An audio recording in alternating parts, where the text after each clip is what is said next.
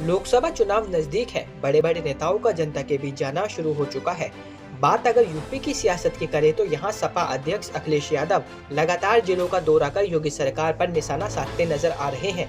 इसी क्रम में एक बार फिर सपा सुप्रीमो अखिलेश यादव ने कल यानी शनिवार को बलिया जिला पहुंचकर योगी सरकार पर जमकर निशाना साधा। बता दें, यहाँ अखिलेश यादव सपा के पूर्व जिला अध्यक्ष राजमंगल के निधन पर शोक व्यक्त करने बिसुकिया गांव पहुंचे थे। इस दौरान अखिलेश यादव ने मेरठ में किसानों के आत्मदाह मामले को लेकर भाजपा पर निशाना साधते हुए कहा कि भाजपा का करप्शन पर जीरो टॉलरेंस हो गया है। जब एसडीएम और अधिकारी अपने कार्यालय में न्याय नहीं दे रहे तो मजबूर में लोगों को आत्महत्या का रास्ता अपनाना पड़ रहा है। इसके लिए भाजपा सरकार दोषी है। मीडिया के साथ बातचीत के दौरान अखिलेश यादव आगे क्या कुछ कहते हैं, सुने। बीजेपी के लोग जीरो टॉलरेंस कहते हैं करप्शन के लिए। ये जीरो टॉलरेंस उनका जीरो हो गया है।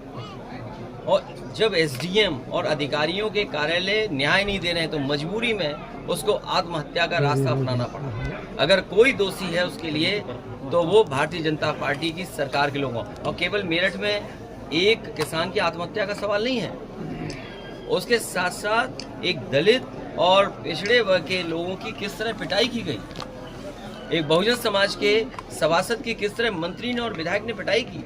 बताओ क्या कार्रवाई की इस सरकार ने, जो हमेशा बुलडोजर की चालू करके रखते हैं। क्या उस मंत्री के घर पे बुलडोजर जाएगा जिसने बहुजन समाज के सभासद का अपमान किया है? क्या ये वही बुलडोजर एसडीएम के घर की ऑफिस को तोड़ेगा कि जिस एसडीएम या जिस अधिकारी की वजह से उस किसान की जान चली गई? अच्छा, जीरो टॉलरेंस इसलिए नारा दे रहे हैं जिससे हमारा गरीब समझ ही नहीं पाए। गरीब समझ रहा है जाने कौन सा फैसला ले रहे हैं जीरो टॉलरेंस से। इन्होंने कहा जीरो टॉलरेंस हमारा करप्शन के लिए है। आज करप्शन क्या है? उसी का परिणाम है कि जान देनी पड़ रही है। पहली जान नहीं गई है, इससे पहले बाराबंकी में, हैदरगढ़ में भी इसी तरह एक किसान अपने न्याय के लिए गया था, उसे आत्महत्या करनी पड़ी, जान चली गई। कभी मुख्यमंत्री आवास में इतने लोगों ने आत्महत्या नहीं की होगी। कई बेटियां न्याय के लिए आई और मुख्यमंत्री आवास के सामने आत्मदाह किया, उनकी जान नहीं बची, चली गई। और मैं अपने पत्रकार साथी से कहूंगा वो तमाम आंकड़े आप निकाल करके जनता को बताएं कम से कम कि कितनी ऐसी घटनाएं इस सरकार में हुई कि बीजेपी के लोग ये कह रहे हैं कि जिसके पास निमंत्रण होगा वही आएगा। हमारा पक्ष ये है कि भगवान जब बुलाएंगे तो वो बीजेपी भी नहीं रोक पाएगी। और अगर आपका हमारा किसी का मन करे कि आज भगवान की इच्छा है हमें देखने की, तो क्या हमें कोई रोक पाएगा? सर एक आखिरी क्वेश्चन सर। ये सवाल ये है कि भारतीय जनता पार्टी कैसे तय कर सकती है किसको बुलाना है किसको नहीं। इसका मतलब भगवान श्री राम जी की तरफ से नहीं है बुलावा, ये भारतीय जनता पार्टी की तरफ से बुलावा। क्योंकि जब मुख्यमंत्री जी खुद ही कहते हैं 46 में 56, उन्हें गिनती की जानकारी कम है। उनसे सवाल पूछो कुछ जवाब देते कुछ। और प्राइमरी स्कूल आप देख लीजिए, बच्चों की संख्या कम हो गई। इंटरमीडिएट में देख लो, बच्चों की संख्या कम हो गई। आईटीआई पॉलिटेक्निक में एडमिशन लेने वालों की संख्या कम हो गई। आखिरकार आप देश को कहाँ ले जा रहे हैं? अमेजोन जैसी कंपनियां, या अमेजोन न बोलूं मैं, या जो नए तरह का व्यापार बिजनेस हो रहा है उसमें नौकरियां रोजगार हैं।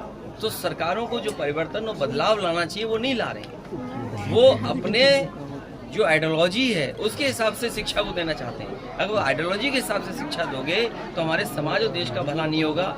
नौकरी रोजगार कैसे मिले उसकी अगर व्यवस्था करोगे, शिक्षा उस तरह की, तो शायद नौकरी रोजगार मिलेगी। पुलिस की भर्ती सर, वो नहीं है। मुझे याद है कि पूर्व प्रधानमंत्री चंद्रशेखर जी के नाम पर यूनिवर्सिटी दी गई थी। यूनिवर्सिटी सफाई सरकार में देना शुरू हुआ। इस सरकार की जिम्मेदारी है इस यूनिवर्सिटी को और कैसे बड़ा किया जाए, इसमें और नए कोर्सेज कैसे लाए जाएं जिससे बलिया और आसपास के पूर्वांचल के नौजवानों को अच्छी एजुकेशन मिल जाती। और आज जिस एजुकेशन की जरूरत है, क्वालिटी एजुकेशन, वो मिल जाती है। जिस कोर्स से नौकरी रोजगार मिल जाए उस तरह की व्यवस्था और ट्रेनिंग होती तो शायद। लेकिन फिलहाल तो अखिलेश यादव का ये बयान राजनीति में चर्चा का विषय बना है। आप इसको लेकर क्या सोचते हैं, हमें कमेंट कर जरूर बताएं। बलिया से हमारे संवाददाता सत्येंद्र सिंह की रिपोर्ट। देखते रहिए जनहित टाइम्स।